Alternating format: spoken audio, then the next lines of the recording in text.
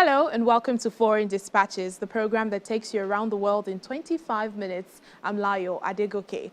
On the program this week, chaos at the fourth ordinary session of the 5th Pan-African Parliament causing an indefinite suspension of the summit. African officials had gathered in Midrand, South Africa to elect a new president for the AU's legislative body, but that did not go as expected. For 2 days, chaos erupted on the floor of the parliament sitting in Midrand as African lawmakers attempted electing officials of the bureau. Scenes of scuffles, dragging of ballot boxes played out at the venue as the disagreement boiled over. In the end, the Pan-African Parliament election has been suspended until further notice while leaders work out a way forward. Our South Africa Bureau Chief, Betty Libya, tells us more. It is the accelerated economic integration of committed nations on the continent that will breathe new life into the African Union and deliver the... The session began with a well-received speech by Ghana's President Nana Akufo-Addo. At the beginning, expectations of oneness were expressed on camera. The first thing that needs to happen in the unity of the African continent is to do away with the borders and allow free movement of goods and persons. I shouldn't apply for visa to come to Nigeria. No Nigerian should apply for visa to come to South Africa. Those things that divided us during the colonization process must never be allowed to play any role here in the parliament, Pan-African Parliament. Rather, what is expected of us is to be a united African Parliament. Tempers soon fled. Julius Malema from South Africa said he was threatened by the Malian lawmaker first.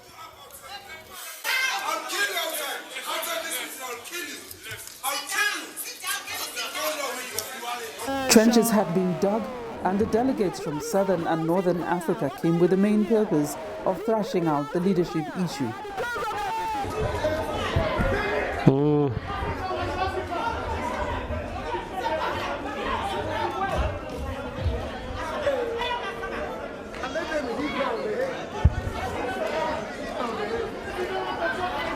For 2 days, it was an ugly sight. And therefore, the AU must come and intervene.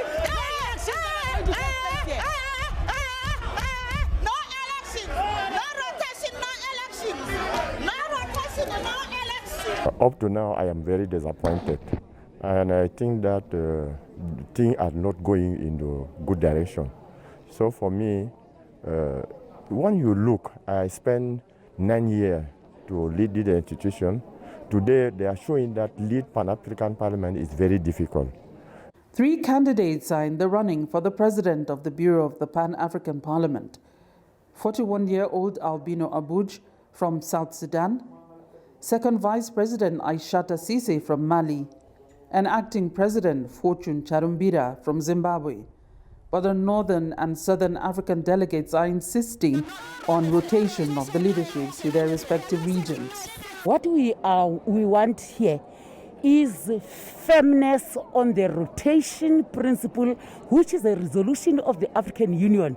There are 5 regions in the country. The 3 regions have already led PAP.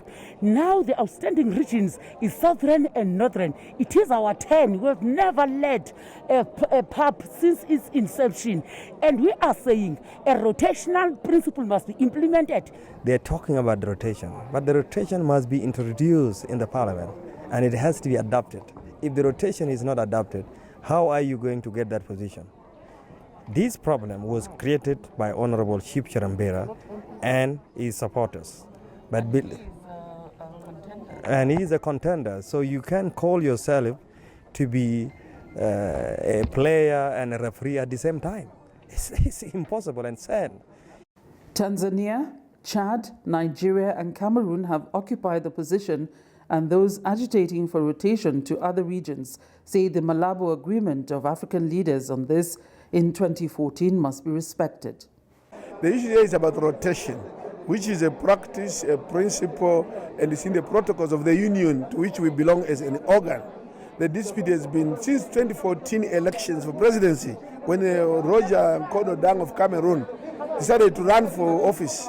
There was serious disputation that you are supposed to be disqualified because he comes from Central Africa, which already had a chance under rotation.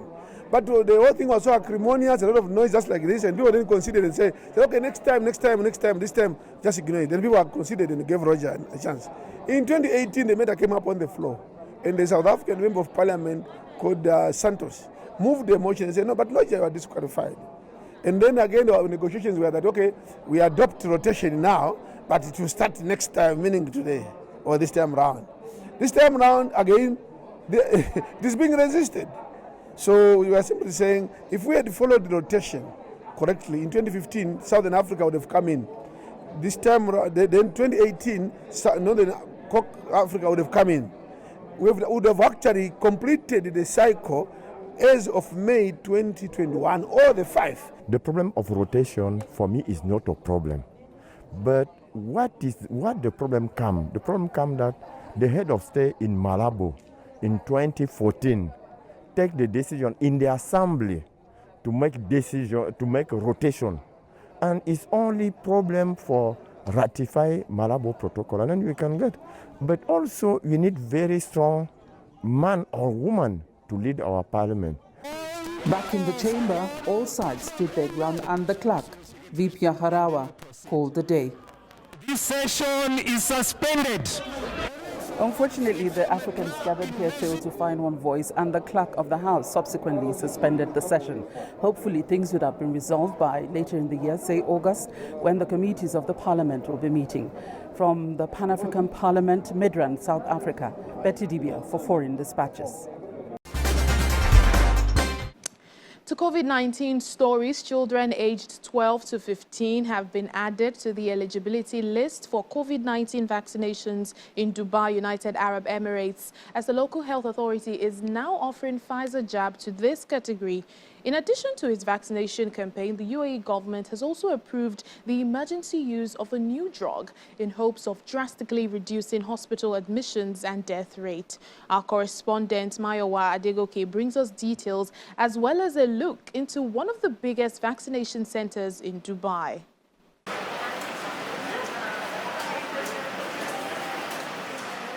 The UAE has become the first country in the world to approve new drug Sotrovimab for emergency use on COVID-19 patients in critical condition. So Sotrovimab is an antibody which is specifically designed to target the spikes of the COVID-19 virus. And the spikes are very important for the virus to attach to cells and cause infection. So for those individuals who are infected with COVID-19 and who have mild to moderate disease and who are judged to be at risk of developing a severe form of it that might necessitate ICU care.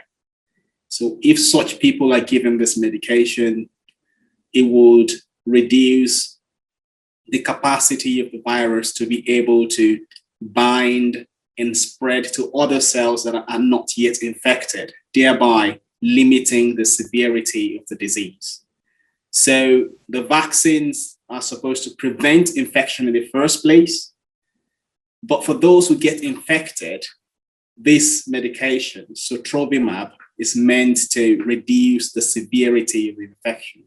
This go-ahead comes after the U.S. Food and Drug Administration, FDA, gave emergency authorization use of the antibody treatment produced by UK firm GlaxoSmithKline and believed to reduce COVID-19 deaths and hospital admissions by up to 85%. To date, nearly 1,700 have died in the UAE since the start of the pandemic.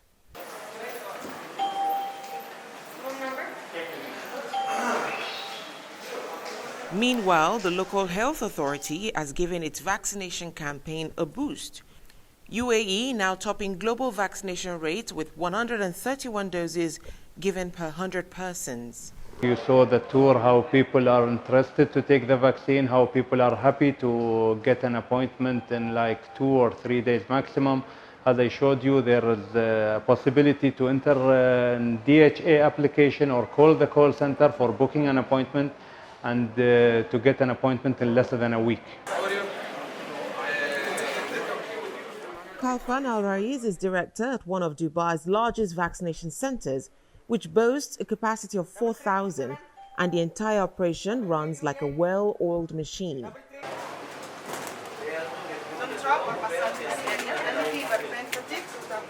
Each visit takes an average of 30 minutes, including a short wait in the observation area. We finished everything in like 20 minutes. It was really amazing. The whole experience, actually, I wasn't expecting that. But the whole experience was really good.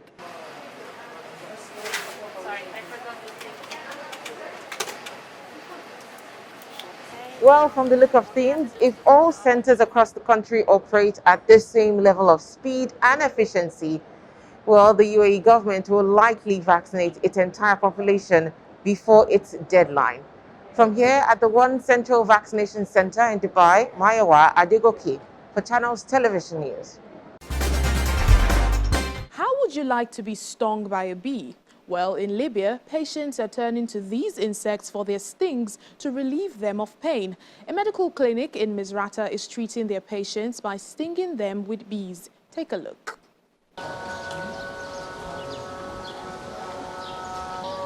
Carefully plucking honeybees out of a busy hive, a worker in a full protective suit places them in a plastic bag to be handed over to Mohammed Al-Zawawi, an apitherapy practitioner in Libya's Misrata.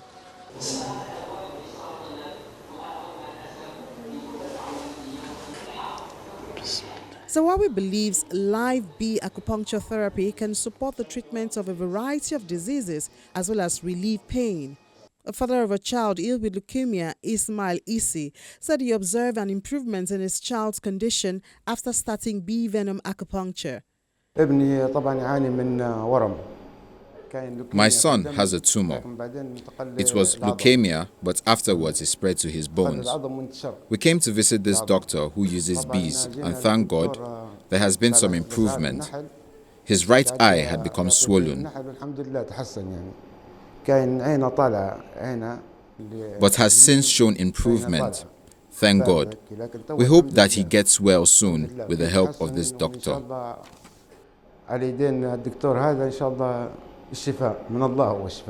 In a typical session, Zawawi uses an average of 6 bees to sting different parts of his patients' bodies, depending on their ailments.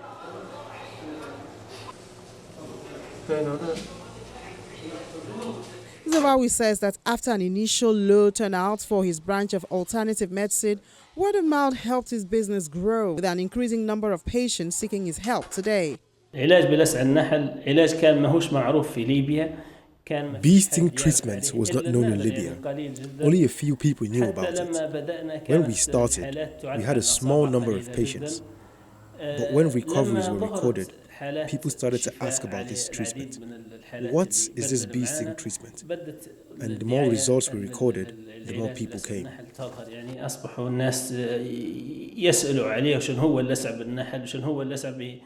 Originally a professor in Arabic language, Zawawi took an apitherapist training in Morocco before opening his center in Misrata.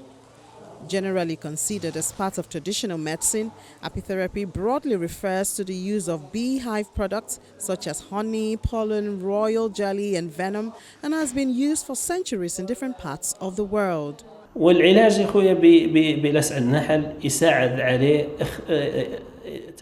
Bee sting treatment helps in reducing pain, which disappears after the second or third week.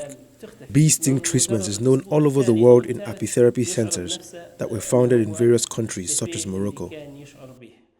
The practitioners of live bee acupuncture claim that the anti-inflammatory compound contained in the venom is beneficial to treat certain conditions, but the practice remains controversial within the medical field, with some saying that the health risks and side effects of administering venom to patients outweigh its purported benefits.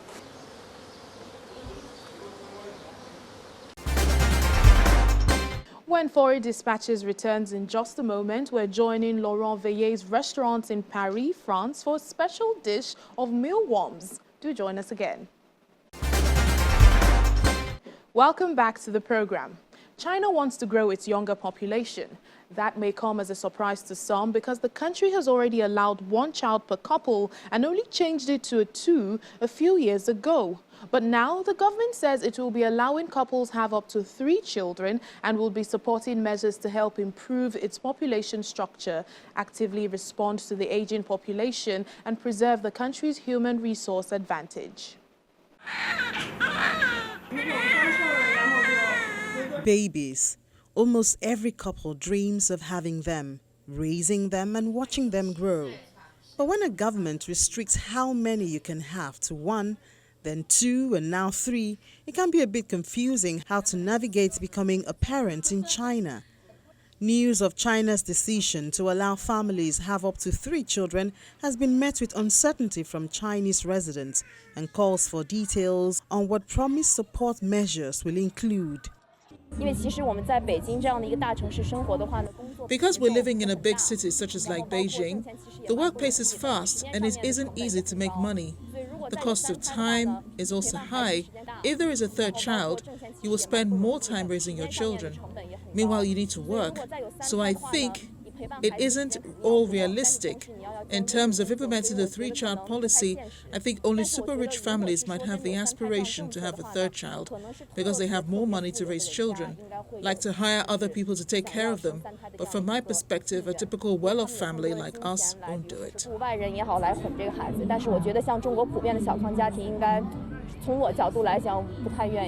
Women in China already face a widening gender gap in terms of workforce participation and earnings and have borne a growing share of childcare duties as state-supported childcare has declined, according to a report last year by the Peterson Institute for International Economics.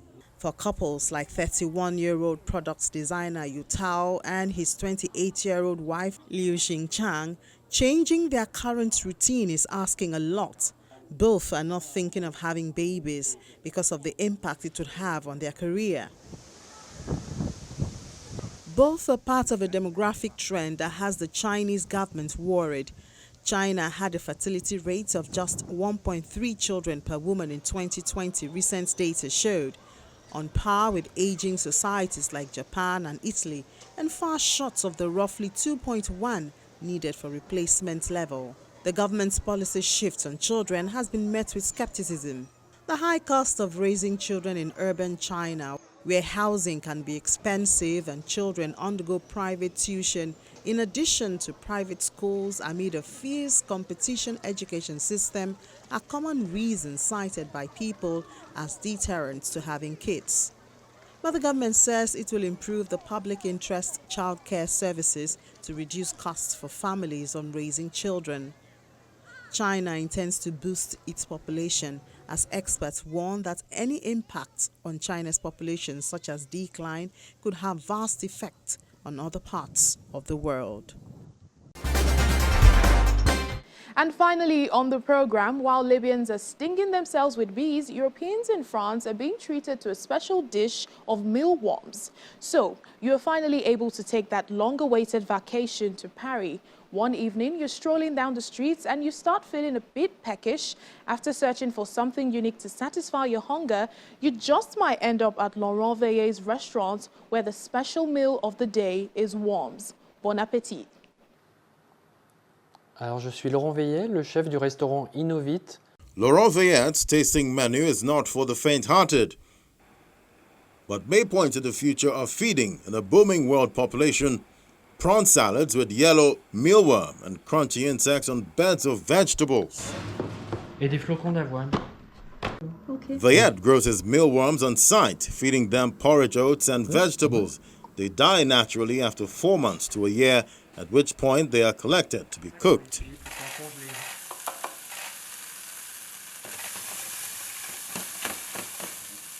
As the sun bathed the reopened outdoor restaurant terraces in Paris, Veillet's ornate dishes were winning approving nods and murmurs of satisfaction from his adventurous clientele.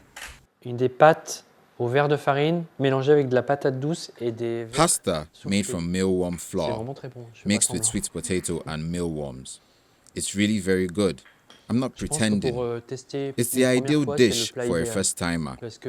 There are some really interesting flavors. I find it delicious because there are flavors that we know. Cereals, pasta. It has a classic taste with salted vegetables. There aren't many people who could say they don't like that.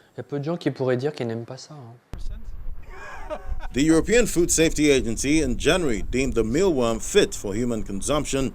In May, it approved it to be sold on the market. The agency has fielded more than a dozen applications for insect-based food products, including crickets and locusts. Already in our farm-to-fork strategy, we indicated that insects are a very good alternative for other sources of proteins. You have to know that we're facing quite a lot of important challenges. We have population growth.